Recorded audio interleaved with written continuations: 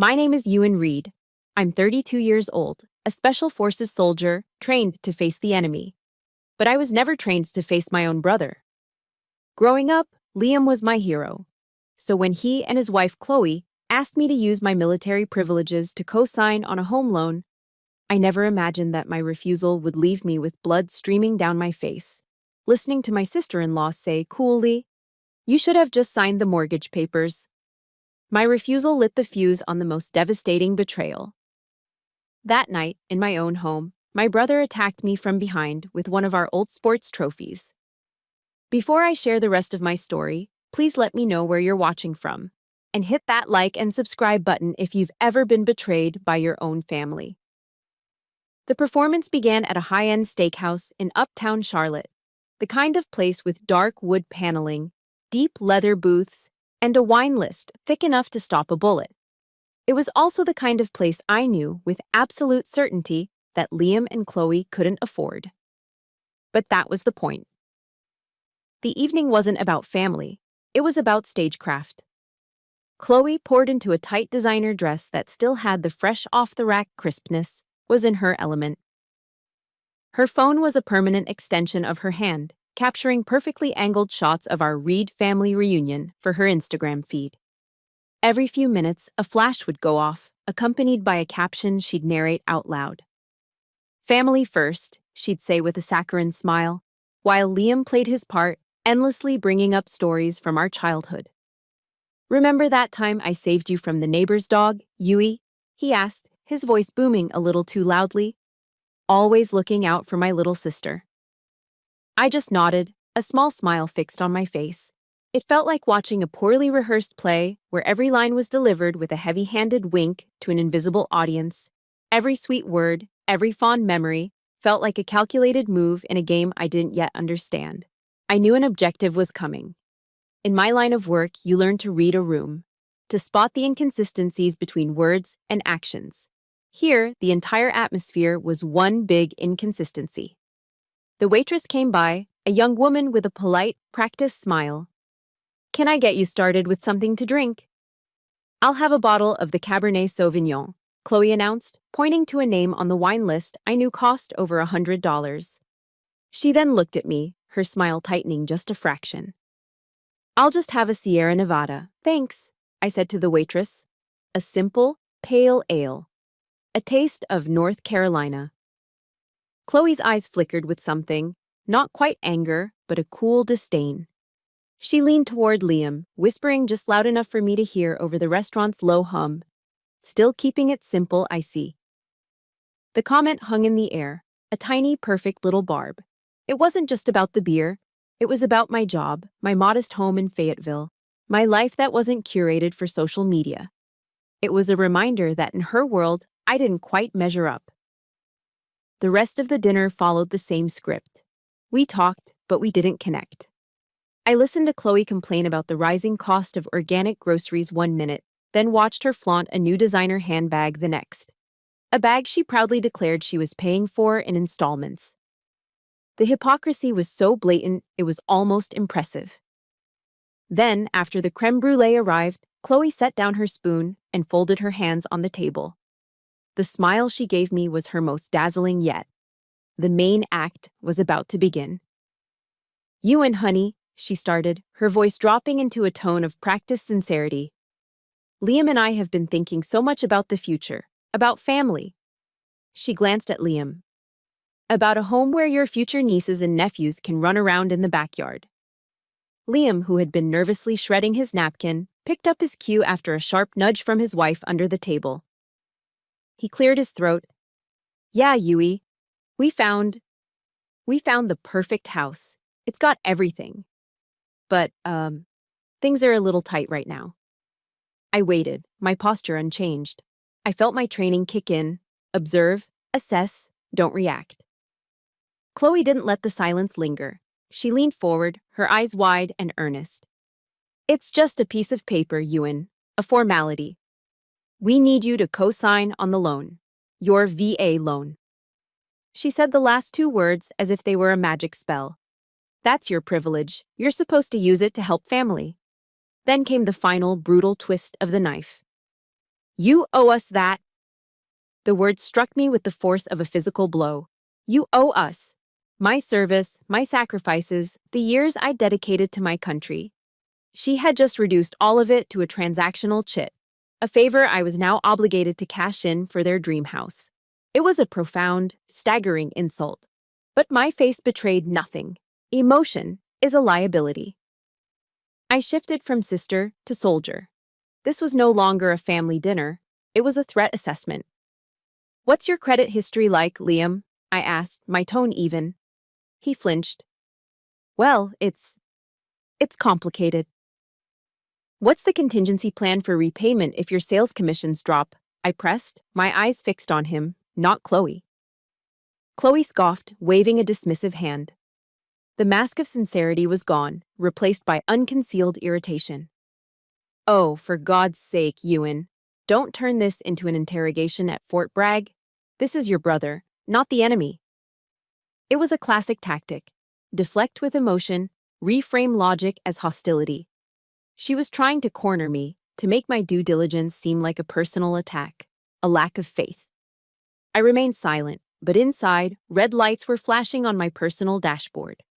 The mission parameters had become clear. They weren't asking for help. They were demanding a blank check backed by my career and my honor. Liam launched into a string of desperate, rambling promises about how he'd never miss a payment, how this was his one big chance. But all I saw was the weakness in his eyes, the same weakness that had gotten him into trouble his whole life. And in Chloe's eyes, I saw something far more dangerous. Cold, hard calculation.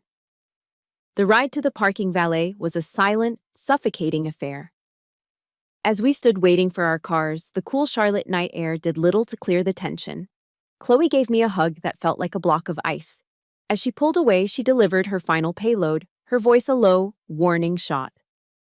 Mom and Dad are going to be so disappointed if they find out you wouldn't help your own brother when he was struggling. And there it was, the ultimate weapon, their love. My parents' approval, weaponized against me. They weren't asking anymore, they were threatening. As I watched their car pull away, I knew with chilling certainty that this wasn't a request for a favor. This was a declaration of war. The 2-hour drive from Charlotte back to my quiet street in Fayetteville was a blur of highway hypnosis and Chloe's parting words echoing in my head. Mom and Dad are going to be so disappointed. It was their favorite weapon, the one they unsheathed whenever my compliance wavered. By the time I turned the key in my own front door, the anger from the restaurant had cooled into something much heavier, a familiar ache that settled deep in my bones. My house was silent, orderly. Everything had its place. It was my fortress, the one space on earth I'd built for myself, governed by my own rules of logic and discipline. But tonight, the silence wasn't peaceful. It felt vast and empty. And the ghosts of my past were waiting for me in the stillness. I went to the closet in the spare bedroom and pulled down an old wooden box from the top shelf. It wasn't treasure, not really. It was Pandora's box, filled with the artifacts of a childhood spent in the shadows. I lifted the lid, the faint scent of aged paper and cedar rising to meet me. Inside lay the evidence, a carefully preserved archive of my own insignificance. The first thing my fingers found was a faded photograph. It was from Liam's junior year of high school, the night he won the regional football championship. He's there in the center, grinning, holding a golden trophy, his face luminous under the stadium lights. My parents are on either side of him, beaming with a pride so fierce it practically radiates off the glossy paper. And then there's me, off to the very edge of the frame. I'm 14, all awkward limbs and braces, half obscured by someone's shoulder, my face slightly out of focus. I wasn't a participant in the memory, I was just a blurry bystander in the story of my family. I sifted through more pictures, each one telling the same tale. Liam's 16th birthday, a mountain of brightly wrapped presents piled on the dining room table, a new bike, a video game console, designer sneakers. Then, a photo from my 16th birthday a year later. Me, sitting in front of a single, homemade chocolate cake with a book my mom had picked up from a bookstore sale. I was never the star. I was just the supporting cast, an extra in the blockbuster production of my brother's life. These memories weren't a happy home movie. They were a map, charting a geography of countless tiny wounds, a landscape of scars left by a lifetime of being overlooked. My mind drifted to the summer I turned 15. I'd gotten a job scooping ice cream at a local parlor downtown. For 2 months, I worked 5 shifts a week, my arms aching, my clothes perpetually sticky with the smell of sugar and waffle cones. I saved every single dollar, tucking the cash into an envelope hidden under my mattress. It was for a summer science camp at Duke University, a week of biology labs and stargazing that I wanted more than anything. I had almost enough. Then, one night, Liam got into trouble. Again. Something involving a friend's car and a mailbox. He needed bail money. I remember my parents' faces, etched with worry, when they came into my room. My dad couldn't meet my eyes. It was my mom who spoke. "Families help each other, Ewan," she said, her voice soft but firm, as she took the envelope from my hiding spot. "You can go to camp next year." But next year never came. The money was never paid back. An apology was never offered. My sacrifice, my hard-earned summer, was simply absorbed into the ongoing crisis that was my brother. It was a brutal lesson. My dreams were expendable. My efforts were a resource to be tapped for the sake of the golden child. It was a quiet, suffocating injustice that I swallowed down, just like I always did. If you know what it feels like to have your hard work taken for granted, please press the like button to show your support. And in the comments below, I'd love to hear about the first real job you ever had. It's funny how hard we'd work just for that first taste of independence. It's true that Liam used to protect me. When we were kids, he was bigger, louder, and he'd chase off the bullies who made fun of my secondhand clothes. He was my hero then. But that protection always came at a price. I had to stay in his shadow. My role was to be the quiet, grateful little sister. Any achievement of mine was immediately held up against his. When I got straight A's, the response was, "That's nice, honey, but Liam is so good with people." The ultimate betrayal of my role came when I enlisted. I thought they'd be proud. Instead, my mother cried. "Why can't you just get a normal job like your brother?" she'd sobbed. "This is so dangerous. It's not for you." They didn't see strength in my choice. They saw it as a deviation from the script. My success, my independence, felt like a personal affront to them, a rejection of the damsel in distress character they had cast me as, the one who would always need her big brother to save her. Sitting there on the floor of my quiet house, the past and present collided. Chloe's manipulative words, Liam's demand, it wasn't a single event. It was an echo, a reverberation of every time I was told my needs came second, every time I had to shrink myself to make room for him. It was the same pattern, just with higher stakes. This time, however, something was different. As I sat in the stillness, a voice floated into my memory. It wasn't my mother's or my father's. It was the voice of a psychologist, Jordan Peterson, from a podcast I'd listened to on a long drive back from a training exercise. His words were clear and uncompromising. Take responsibility for your own life. You can't change other people, but you can change yourself. The phrase settled over me, not as a judgment, but as a key unlocking a door I never knew was there. Responsibility. All my life, my responsibility had been defined for me. Be a good daughter, be a good sister, don't make waves. But what was my responsibility to myself? I realized in that moment that taking responsibility for my life also meant defending it, even from the people I was supposed to love most. I looked at my reflection in the dark glass of a picture frame. The woman staring back wasn't a blurry figure on the edge of the photo. She was a soldier. She had built this life, this fortress, on her own. And a question, sharp and terrifying, cut through the years of silence. Without him as the sun, did his shadow even exist at all? The next morning, the darkness outside my window was still absolute when my alarm went off at 500. There was no debate, no hitting snooze. My feet hit the cold floor, and the day began, same as it always did. By 05:15, I was dressed, and my German Shepherd, Ranger, was waiting by the door. his tail thumping a steady rhythm against the wall. We ran our usual 5 miles through the pre-dawn quiet of Fayetteville, our breath pluming in the cool North Carolina air. Back home, everything was in its place. My running shoes went back on their rack, the coffee was brewing on a timer, and the house was a silent testament to order and discipline. This place wasn't just a house. It was my fortress, painstakingly constructed to keep out the chaos of the world and the chaos of my own past. As I stood under the hot spray of the shower, the question from the night before returned, sharp and insistent. Without him as the sun, did his shadow even exist at all? The answer, I realized, had been forged years ago, not in a quiet home, but in the unforgiving crucible of the North Carolina wilderness. I hadn't joined the army out of some blind sense of patriotism. I joined to find a place where worth was measured in action, not in bloodlines or birth order. I joined to prove, if only to myself, that Liam Reed's little sister could cast her own damn shadow. My mind went back to the hell on earth that is Special Forces Assessment and Selection, SFAS. It's a 24-day-long interview process designed to break you. I remember the feeling of my lungs burning like they were filled with acid as I humped a ruck weighing nearly 100 pounds up another godforsaken hill at Camp McCall. They called one of the training courses Star Course, a multi-day land navigation event that was less about stars and more about pushing your body and mind to the absolute brink.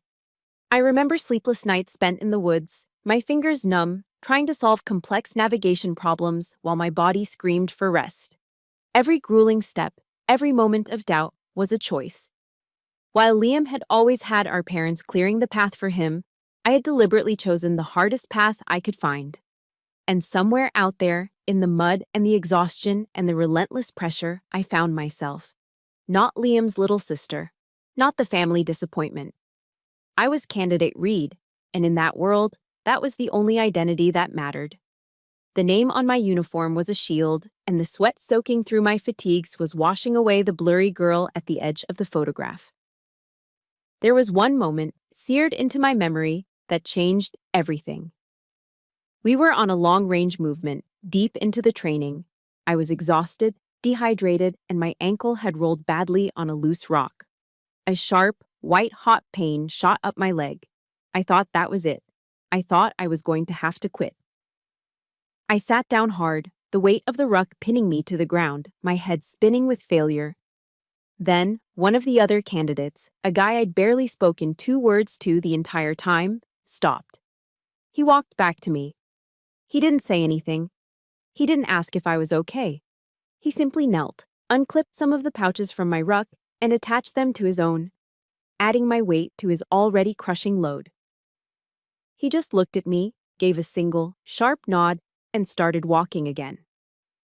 We made it to the finish point together. That was the moment I finally understood the meaning of family. It wasn't about blood. It wasn't about shared history. It was about the person who turns back for you when you fall. The person who takes on your burden without a word, simply because it's the right thing to do. It was an unspoken oath, more binding than any law. It was the heart of the Special Forces creed I would later have to memorize. The line that says, "I will never leave a fallen comrade." My focus snapped back to the present as my phone buzzed on the kitchen counter. The steam from my coffee cup swirled around it. I picked it up.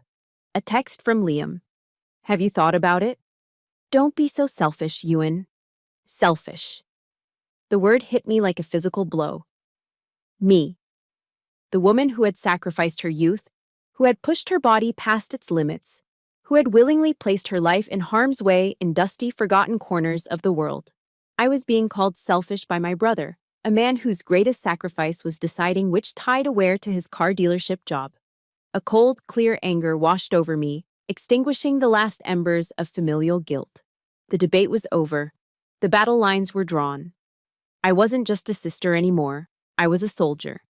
And I had a duty to defend my own life, my own honor. The creed applied to me, too. I would not leave this fallen comrade behind. I deleted his message without a reply. Then I opened a new text. My thumbs moved with purpose. It was to Alex, my boyfriend. "Hey, Are you free for dinner tonight? I'm making that chicken pot pie you like. I hit send. In the quiet of my fortress, I had made my choice. I was turning toward the family I had built, not the one I was born into. Alex arrived just after 7, a bottle of Napa Cabernet in one hand and a smile that instantly eased a knot in my shoulders I hadn't realized I was holding. The moment I opened the door, the warm, savory scent of my chicken pot pie, rich with thyme and rosemary, enveloped us both. It was the smell of comfort, the complete opposite of the sterile, moneyed air of the steakhouse. "Smells incredible in here," he said, stepping inside and placing the wine on the counter. There was no tension in the air, no hidden agenda beneath the surface of our conversation. We talked easily as I pulled the bubbling dish from the oven. He told me about a ridiculous case he was working, a string of garden gnome thefts that was baffling his precinct. I told him about a new private at the base who couldn't seem to tell his left from his right. It was normal. It was simple. But Alex, with his detective's intuition, saw past the carefully constructed calm I was projecting. I saw it in the way his eyes lingered on my face a second too long, in the way he kept the conversation light, never pushing. He was creating a safe space, a perimeter of peace, and waiting for me to step into it when I was ready. He poured us both a glass of the deep red wine, his presence a quiet, steady anchor in the storm that had been raging inside me all day.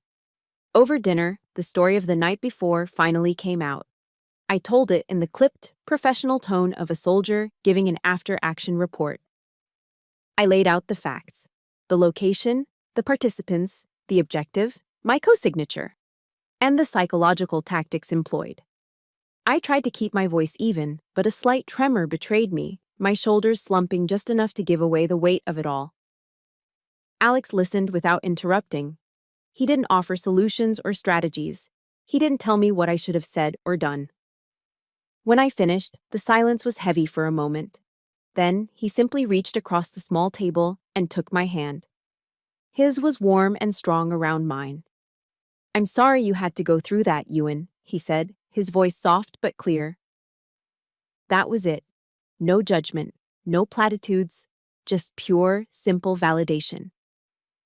It was more powerful than 1,000 words of advice. Later, as he stood beside me at the sink, helping me with the dishes, he spoke again. He dried a plate with methodical care, his movements calm and deliberate. "You know," he said, his eyes on his work, "in my line of business, I see more family tragedy than anything else. Betrayals over wills, fights over money, parents manipulating their kids. It's the oldest story in the book.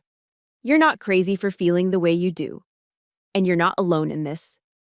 Hearing that, the confirmation that my reaction was normal, that I wasn't being overly sensitive or cold-hearted, felt like a pressure valve being released.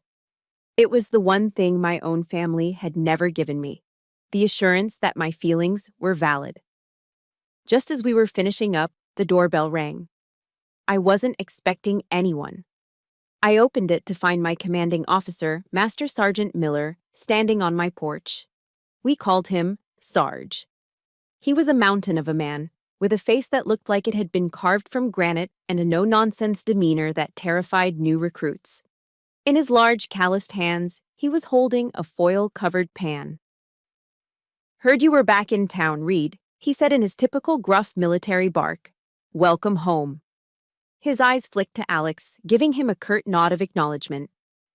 "Mrs. Miller made too many brownies. Figured I'd drop some off on my way home." I knew it was an excuse. Mrs. Miller never made too many of anything. This was how soldiers took care of each other. It wasn't with long emotional talks. It was with action. It was showing up. It was a pan of brownies on a Tuesday night. I took the pan, the warmth seeping through the foil into my hands. "Thank you, Sarge. That's really nice of you." "Don't mention it," he grunted, already turning to leave. "See you at 0600 for PT." And with that, he was gone. Later that night, long after Alex had kissed me goodnight and Sarge Miller was surely fast asleep, I sat alone in my living room. The house was quiet again, but this time, the silence was a peaceful blanket. I took a bite of one of the brownies. It was rich and fudgy, still slightly warm in the middle.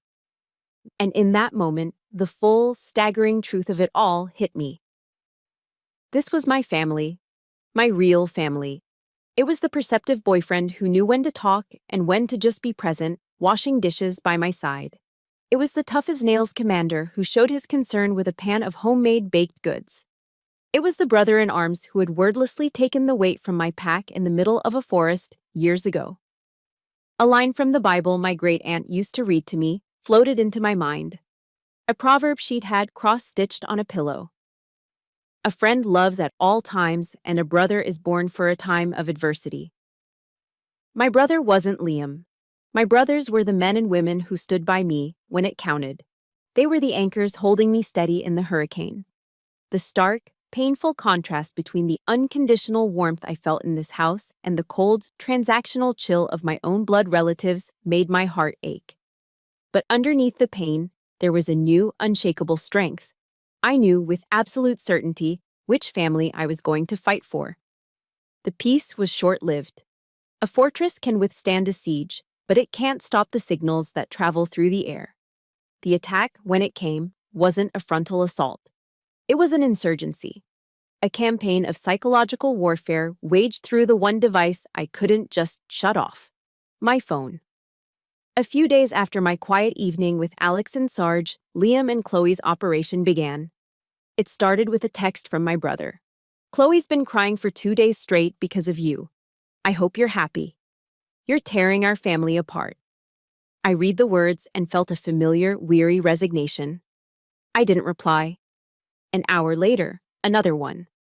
A picture of a house, clearly a screenshot from a real estate website with the caption, "This was going to be our future. Thanks for destroying it." When the text went unanswered, the phone calls started. It was Chloe this time, her voice thick with practiced tears. "Ewan, I just don't understand why you hate us so much," she'd sob into the phone. "We're family. Family is supposed to be there for each other." Each call, each message, was a precision-guided munition aimed directly at the guilt complex they had spent a lifetime building inside me. It was a strategy I recognized. In the military, we have SEER training: survival, evasion, resistance, and escape. They teach you to recognize and resist psychological manipulation techniques: isolation, exploiting your loyalties, inducing fear and guilt. My family, it turned out, were natural-born interrogators. With the cool detachment of a soldier analyzing a threat, I did the only logical thing. I blocked both their numbers. Silence. For a day, my fortress was secure again. But I had underestimated my opponent. They knew my defenses. When they couldn't get through my perimeter, they called in air support. They deployed their ultimate weapon: my parents. My mother called first. Her voice was a nervous flutter. "Ewan, honey, what are you doing?" Liam called. "He's so upset. He said you look down on him because he's not as successful as you. How could you be so cruel to your own brother?" I tried to explain the financial realities, the irresponsibility of it all, but my words were just noise to her. She wasn't listening to my logic. She was reacting to Liam's narrative. The golden child was hurting, and the shadow was to blame. Then, my father called. This was the one that truly hurt. I'd always respected my dad. He was the one who taught me the value of $1, the importance of a good credit score, the pride in standing on your own 2 feet. His voice on the line wasn't angry. It was worse. It was heavy with disappointment. "I taught you kids to look out for each other," he said, his tone quiet and wounded. "Your brother needs you right now, Ewan. All he's ever done is try to protect you. Don't let money get in the way of what's really important." The hypocrisy was a physical blow. The very principles he had instilled in me, prudence, responsibility, self-reliance, were now being dismissed as character flaws. "Sometimes family is more important than rules, Ewan," he finished. "Don't be so rigid." His disappointment was more painful than any accusation because it struck at the deepest, most childish part of me. The part that still, after all these years, just wanted his approval. The final escalation came on a Saturday evening. I was just getting back from the gym, feeling the satisfying ache of a hard workout when I saw it. A silver Lexus SUV, Chloe's, of course, parked in my driveway, in my space. They had driven the 2.5 hours from Charlotte to Fayetteville, unannounced. My fortress had been breached. Liam and Chloe got out of the car as I approached. They didn't look like they were here for a conversation.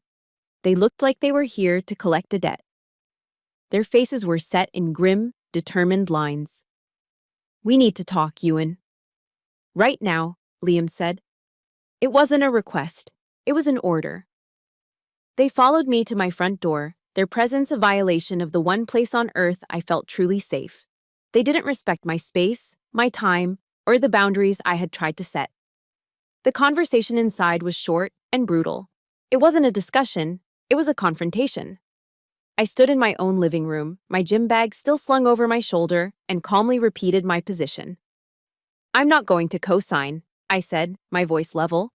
"It's too big of a financial risk for both of you, and it's not a risk I'm willing to underwrite." Chloe let out a short, sharp laugh. It was a sound full of contempt. "Risk?" she sneered, looking around my modest, tidy home as if it were a hovel. "Or are you just scared we'll have a better life than you? Scared your big brother might finally have something to be proud of? Something that isn't all about you and your military career?" Her words, so full of venom, stripped away the last of their pretenses. This wasn't about family. It was about envy. Her cruelty was the spark Liam needed. His face, which had been pale and tense, flushed a dark red. He took a step toward me, his finger jabbing the air just inches from my face. "You've changed, Ewan," he spat, his voice trembling with rage. "The army's turned you into some kind of heartless robot. You don't care about anyone but yourself anymore." I stood my ground. I didn't flinch. I just looked at him, at the stranger wearing my brother's face. The silence that followed was electric. Finally, seeing he couldn't break me, his face twisted into an ugly sneer. "You're going to regret this," he whispered, the words a low, chilling promise. They turned and stormed out, slamming the door behind them. The sound echoed in the sudden, deafening silence of my home. I stood there for a long time, the quiet ringing in my ears. The air was thick with the residue of their hatred. And I knew, with the cold certainty of a soldier who has just heard the click, Liam's threat hung in the air long after he was gone. A toxic cloud that settled over my fortress and refused to dissipate. I knew my brother. I knew his temper, his weakness, his desperate need to win at any cost. But even I wasn't prepared for the cowardice of his next move. The final straw, the one that broke the back of any lingering loyalty I had, wasn't a direct confrontation. It was a knife in the back, delivered through the gentle, concerned voice of my aunt. She called a few days later. "Ewan, honey, it's Aunt Carol," she began, her voice laced with a careful, hesitant sympathy. I was just talking to Chloe, and she mentioned you've been having a hard time since your last deployment. She said you've been a little paranoid." "Honey, are you okay? Is there anything you need?" I went completely still, the phone cold against my ear. The world narrowed to a single point of icy rage. They hadn't just attacked my finances. They hadn't just attacked my character. They had attacked my honor. They were weaponizing PTSD, the invisible wound that haunted so many of my brothers and sisters in arms, to discredit me, to paint me as unstable. It was the most despicable, calculated act of cruelty I could imagine. They were trying to destroy my career, my sanity, my very identity as a soldier. That was it. The time for restraint was over. Anger became action. My training took over. In a combat situation, you don't operate on assumptions. You operate on intelligence. I would no longer trust a single word that came from my family. I went to my laptop, my movements precise and economical. I paid a small fee to an online background check service, one of those sites that can pull public records with a few clicks. I entered Liam's name and date of birth and waited as the progress bar crawled across the screen. The truth that loaded onto my monitor was far uglier than I had imagined. It wasn't just bad credit. It was a dumpster fire. Maxed out credit cards, court judgments for unpaid debts, and worst of all, a series of high-interest payday loans. He wasn't just broke, he was drowning. He was being hunted. The dream house wasn't an investment for the future. It was a desperate, insane scheme to use the equity from a VA loan to pay off loan sharks before they broke his legs. This wasn't about building a life, it was about saving his skin. That evening, as I was trying to process the sheer scale of his deception, my phone rang. It was Liam. His voice was frantic, choked with panic. "Ewan, you have to help me. Chloe left. She packed a bag and she's gone. I don't know what to do. I need to talk to you. Please." My heart, against all logic, clenched. For a split second, the hardened soldier vanished, and I was just a little sister again, hearing the terror in her big brother's voice. As much as I hated him in that moment, the instinct to help was buried deep in my DNA. "Okay," I said, my voice tight. "Come over." It was a fatal mistake. He arrived an hour later, reeking of bourbon. He wasn't distraught, he was belligerent. He stumbled into my house, not looking for comfort, but for a fight. "This is all your fault," he roared, his words slurring together. "You did this. You pushed her away with your high and mighty act. You ruined my life." My training in de-escalation kicked in. I kept my voice calm and low. I kept my distance. "Liam, you're drunk. You need to calm down. Let me get you some water."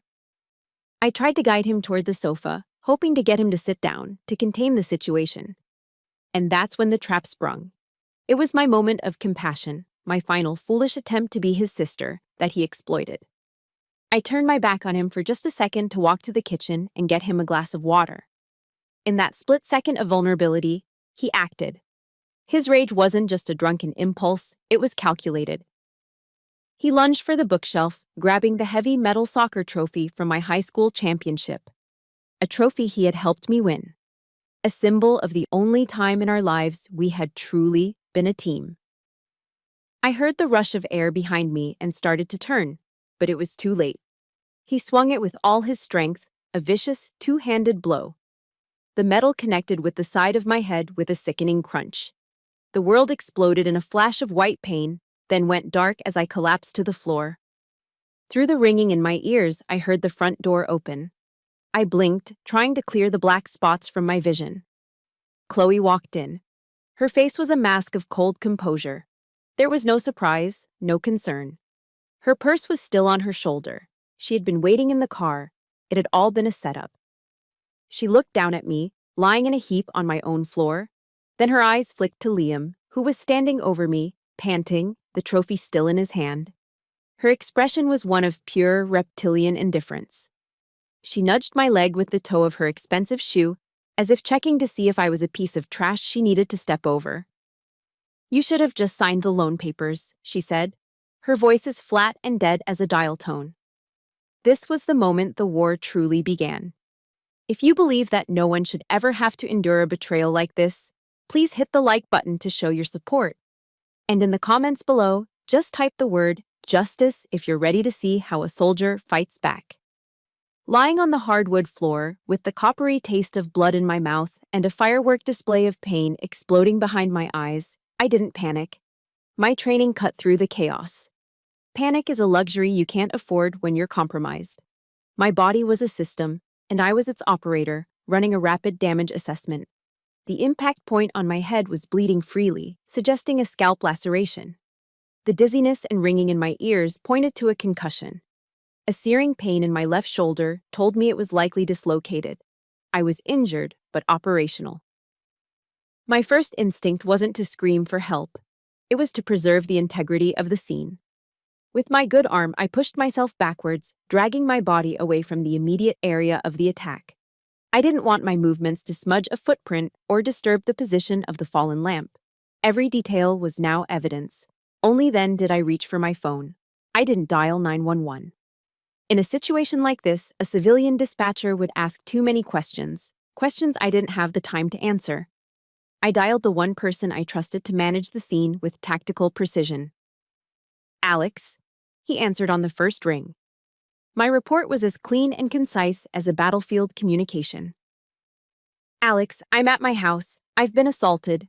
Weapon was a metal trophy. Assailant was Liam."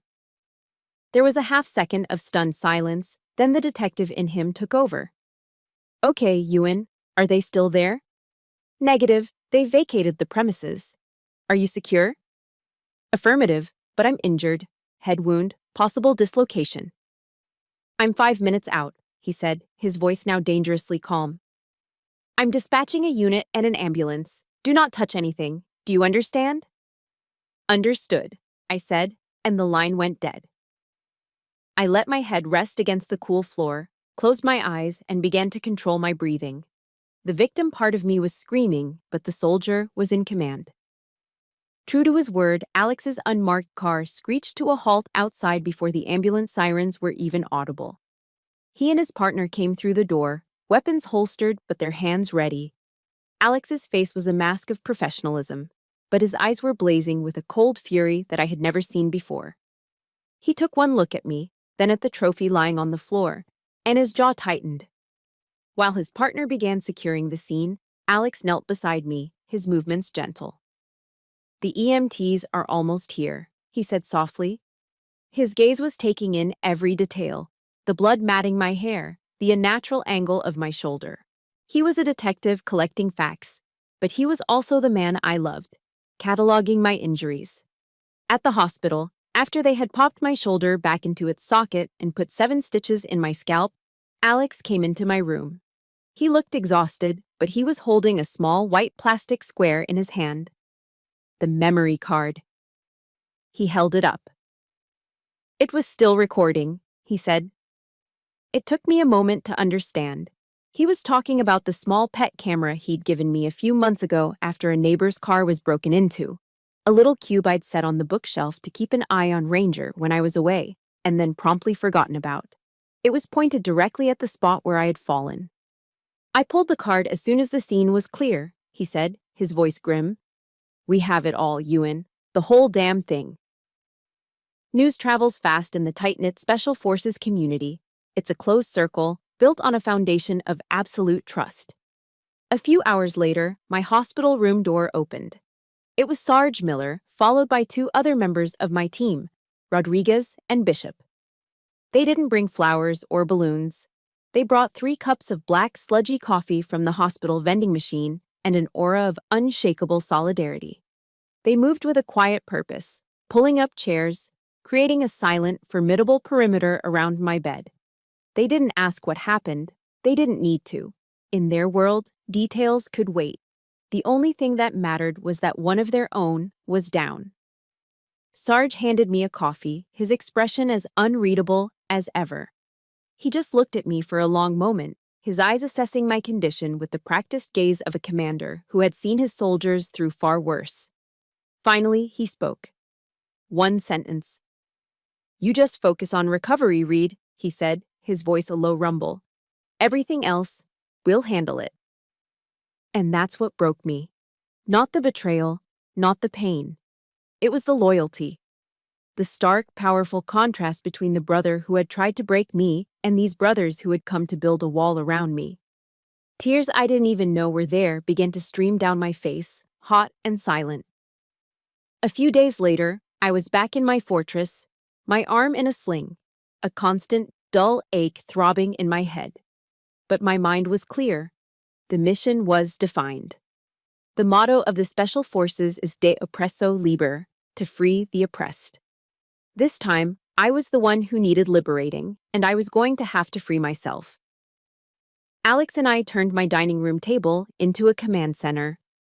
We weren't just building an assault case anymore. We were building a full-spectrum operation. Our arsenal of evidence was formidable. Exhibit A, the video from the pet cam, showing the unprovoked attack and Chloe's cold-blooded arrival. Exhibit B, the background check I had run, detailing Liam's gambling debts and predatory loans. Exhibit C, a full log of the threatening and manipulative text messages from both Liam and Chloe.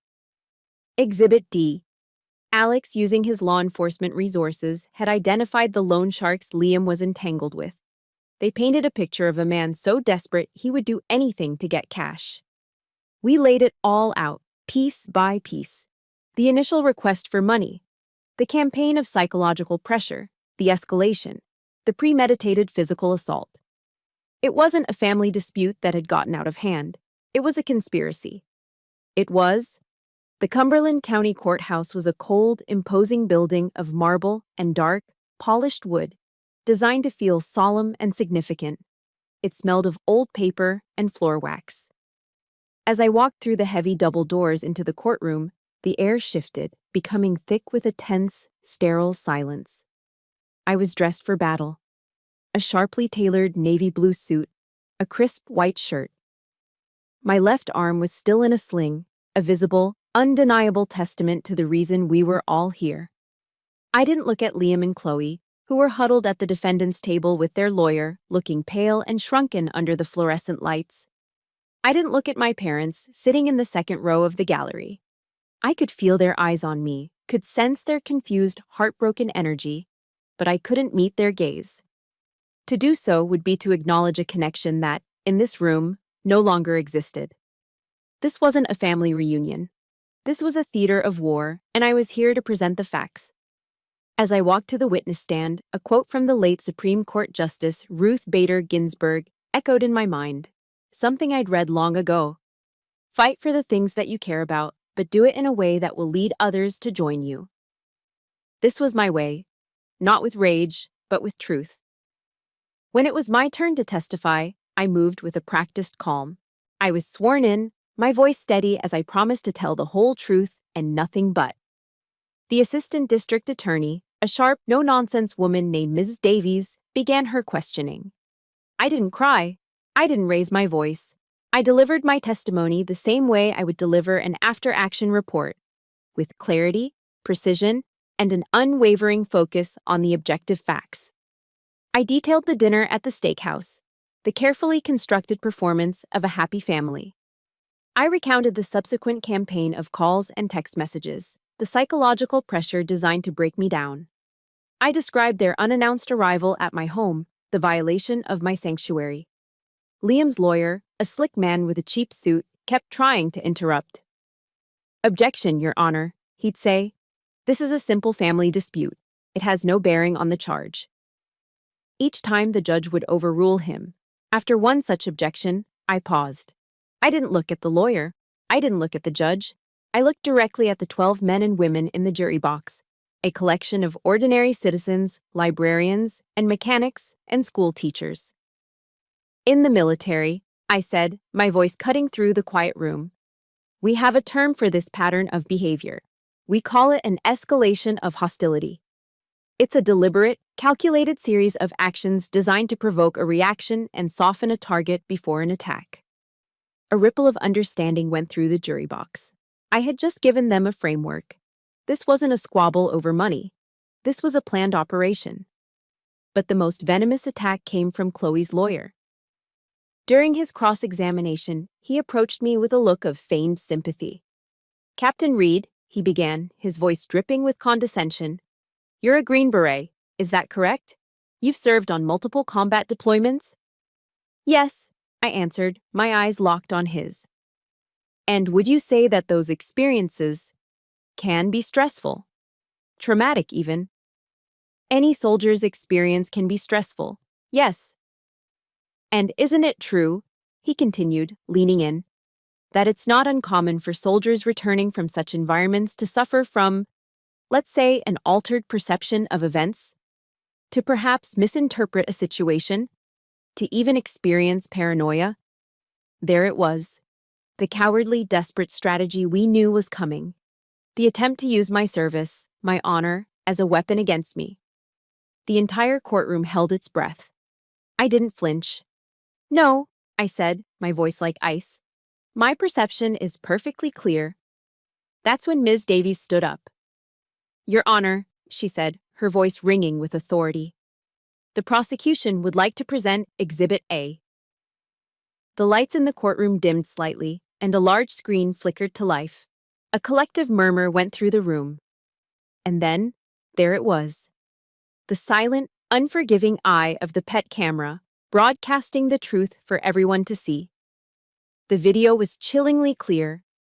The screen showed the argument, Liam's face contorted in rage. It showed me turning away, the brief, fatal moment of de-escalation. It showed him lunging for the trophy, the vicious swing, and the brutal, sickening impact.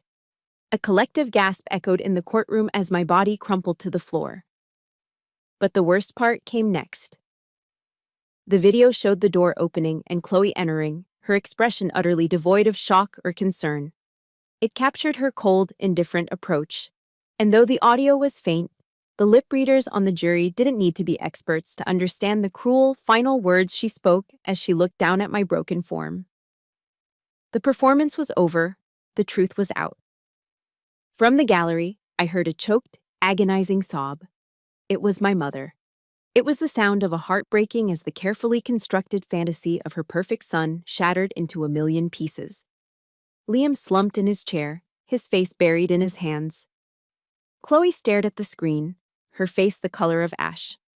Their lies had been incinerated by the raw, undeniable light of reality. The judge called for a recess. It was over. Facing the irrefutable evidence, Liam and Chloe had no choice. They took a plea deal. When the court reconvened, the verdict was a formality. Liam was convicted of felony assault with a deadly weapon. Chloe, for her role in the conspiracy and her presence at the scene, was found guilty as an accessory. They were both going to prison. As the judge read the sentence, I waited for a feeling of triumph, of victory. But it never came. Instead, what washed over me was a profound and heavy sense of release.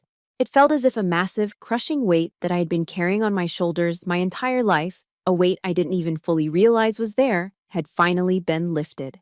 The noise in my head, the constant struggle for validation, the fight to be seen, it all just stopped.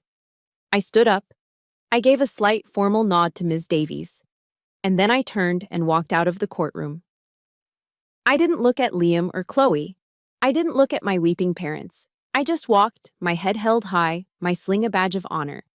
And in the days that followed the verdict, I had expected to feel a sense of elation, a victor's satisfaction. But there was none. Instead, a profound, hollow silence descended upon my life. My fortress, once a shield against the chaos of the world, now felt like a soundproof room, amplifying an emptiness that was somehow louder than all the shouting and threats had ever been. The phone no longer rang with my mother's pleading or Chloe's fake sobs. My inbox was free of Liam's manipulative texts. The war was over, but I was left standing alone on a silent, scorched battlefield. I had won.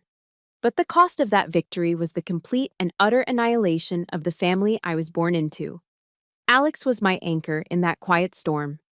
He didn't try to fill the silence with cheerful platitudes or force me to talk about it. He just existed alongside me. He'd come over after his shift, and we'd sit on the porch, watching the North Carolina twilight settle over the pine trees, not saying a word. He'd make coffee in the morning and just leave a mug on the counter for me.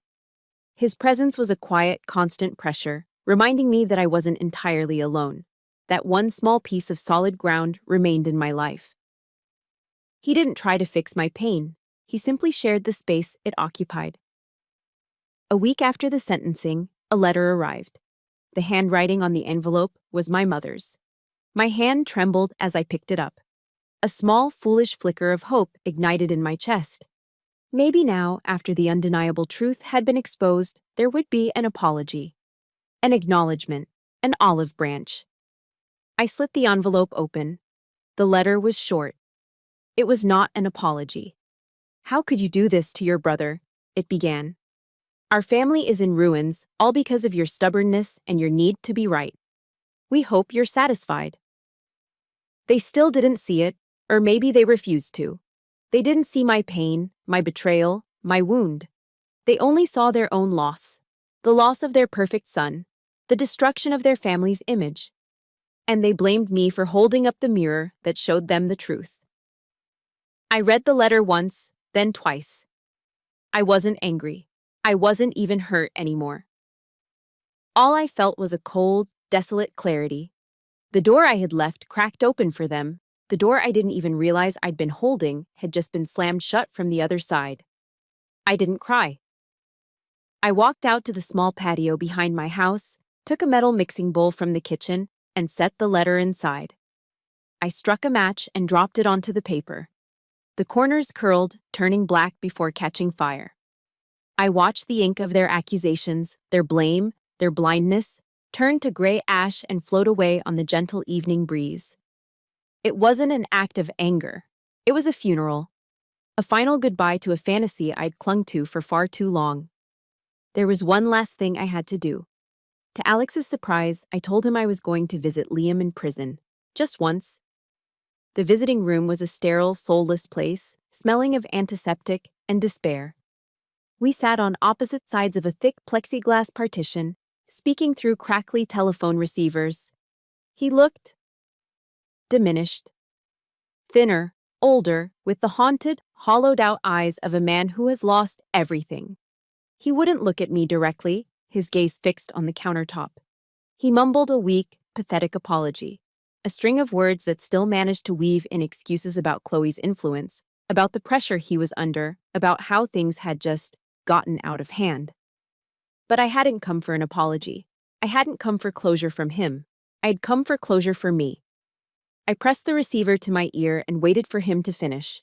When he finally trailed off into silence, I spoke, my voice calm and even. "I forgive you, Liam," I said. His head snapped up, his eyes wide with shock. "I'm not forgiving you for your sake," I continued, my voice steady. "I'm forgiving you for mine. I'm forgiving you so I can let this go. So I don't have to carry your poison around inside me for the rest of my life. But we're done. This is the end." I looked at my brother, the hero of my childhood, the villain of my adulthood, for one last time. Then I stood up, placed the receiver back in its cradle, and walked away without looking back. Driving home, I felt a deep, bone-weary exhaustion, but also a lightness I hadn't felt in years. The final anchor to my past had been cut. I was adrift, but I was free. But as the days turned into a week, a new unsettling question began to creep into the silence. What now? The mission was over. The enemy was defeated. But what does a soldier do when the war ends? I found myself sitting in front of my laptop late at night, aimlessly searching for something. An answer. A direction. I stumbled upon a video of a talk by Dr. Edith Eger, a psychologist and a survivor of the Holocaust. She was an old woman, small and frail, but her voice was filled with an unbreakable strength. She spoke of her horrific experiences, but she also spoke of the power of choice. And then she said something that pierced through the numbness I had wrapped around myself. "We cannot choose to have a life without pain," she said, her kind eyes looking directly into the camera. "But we can choose to be free, to escape the past, no matter what happens to us. We can choose to be victims, or we can choose to be survivors." And as I listened to this woman who had survived the very worst of humanity, I finally began to cry. Not tears of pain or anger, but tears of profound cathartic release. She was right. I couldn't change what Liam had done. I couldn't undo the years of being the shadow. But I could choose what it meant. I could choose what to do with the aftermath. I looked at my reflection in the dark screen of the laptop. The scar on my temple was a faint, silvery line now, a permanent reminder of the war. It was not a mark of shame. It was not a sign of weakness. It was proof that I had been wounded, yes, but I had not been destroyed. It was proof that I had survived. And, Ahis, the question that had echoed in the silence of my home, how do you turn a scar into a source of strength, was not one I could answer overnight. The answer didn't come from a book or a single moment of revelation. It was built, piece by piece, over the course of the next year. A year later, the faint, silvery line on my temple was just a part of me, no more noticeable than a freckle. It no longer ached with the memory of the impact. Instead, it had become a quiet reminder, a compass point that had set me on a new heading. I had found my answer. You turn a scar into strength by using it as a map to help others navigate their own dangerous territory. My pain had become my purpose. I saw with a soldier's clarity how vulnerable young service members are, especially to financial manipulation from the very people they trust the most. They're taught to have unwavering loyalty, to put the team before themselves. But no one teaches them how to build a fortress around their own lives, their own finances, their own well-being. So, with Sarge Miller's guidance and the logistical help of a few guys from my team, I started a small nonprofit. We called it the Operator's Ledger. Our mission was simple: provide free, no-nonsense financial literacy and personal boundary workshops for the soldiers at Fort Bragg. We taught them how to read a contract, how to spot a predatory loan, how to say no to a family member without feeling like a traitor. We gave them the armor we knew they would need, not for the battlefield overseas, but for the one they might face back home. One afternoon, I stood in front of a classroom full of young soldiers, men and women with fresh haircuts and earnest, eager faces. They reminded me of myself, years ago, full of ideals and a desperate need to prove myself. I didn't tell them the graphic details of my story. They didn't need to know my war stories. They needed the lessons I had learned from them. The code of honor we live by doesn't just apply downrange, I told them, my voice steady and clear, echoing slightly in the quiet room. It applies in your own living room. Loyalty is paramount, we all know that. But your loyalty must first be to the truth and to your own safety. You have to protect your own flank before you can effectively protect anyone else. Never let anyone, and I mean anyone, turn your love and your sense of duty into a weapon to be used against you. I looked out at their faces, and I saw the flicker of recognition in their eyes. I saw the quiet nods. They were listening. And I knew, in that moment, that my scar had found its voice. The healing, though, wasn't just in the mission. It was in the quiet moments in between. Alex and I had moved. We sold my old house, the fortress that had served its purpose but held too many ghosts. We bought a new place a little further out of town, a simple ranch house with a wide, green backyard that backed up to a quiet stretch of woods. One Saturday afternoon, I was sitting on the back porch, watching Alex work. He was building a swing set, the frame made of thick, solid oak beams. He was a detective, not a carpenter, and he was meticulously measuring every angle, his brow furrowed in concentration. Our dog, Ranger, was lying in a patch of sun on the grass, his tail thumping softly every time he heard the buzz of the saw. The air smelled of freshly cut wood and pine needles. It was the smell of peace. Just then, Sarge Miller's truck pulled into the driveway. He and his wife, a kind, smiling woman named Mary, came around the back of the house. He was carrying a big pitcher of iced tea, and she was holding a plate of still warm chocolate chip cookies. "Thought you two might need a break." Sarge grumbled in his usual gruff way, but his eyes were kind. We spent the rest of the afternoon on the porch, sipping sweet tea, eating cookies, and talking about nothing important. A new fishing spot Sarge had found, a funny case Alex was working on, Mary's prized rose bushes. The sound of our laughter mingled with the birdsong from the woods. And I looked at this scene, at Alex, his t-shirt smudged with sawdust, at Sarge and Mary, their comfortable, easy affection a testament to decades of partnership, at Ranger, sleeping soundly at my feet. And I realized with a wave of profound gratitude that this was my family now. Not a family forged in blood and obligation, but one built on a foundation of shared respect, quiet understanding, and homemade cookies. It was a family I had chosen, and that had chosen me back. That evening, as the setting sun painted the North Carolina sky in brilliant shades of orange and purple, the swing was finished. I sat on the smooth wooden seat, and Alex stood behind me, his hands resting gently on my shoulders before giving a soft push. I swung forward, rising up into the cooling air. I had lost a brother, the one I had once idolized. But in that painful, brutal journey, I had finally found myself. I had learned that the most important part of the Special Forces motto, to free the oppressed, was that sometimes the person you have to free is the one staring back at you in the mirror. The swing glided back and forth, a gentle, steady rhythm. I was no longer a shadow, defined by someone else's light. I was no longer just a victim, defined by what had been done to me. I was a survivor. I was a warrior. I was the architect of my own quiet, peaceful life. And finally, under the vast, silent sky, I was free. Thank you for listening to my story.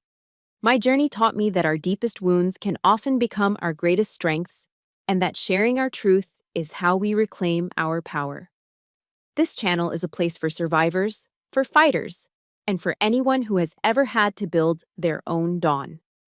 If you believe in the power of these stories to heal and inspire, please show your support by liking this video and subscribing. You'll be joining a community that understands, and you won't miss the next story of resilience. Thank you for being here.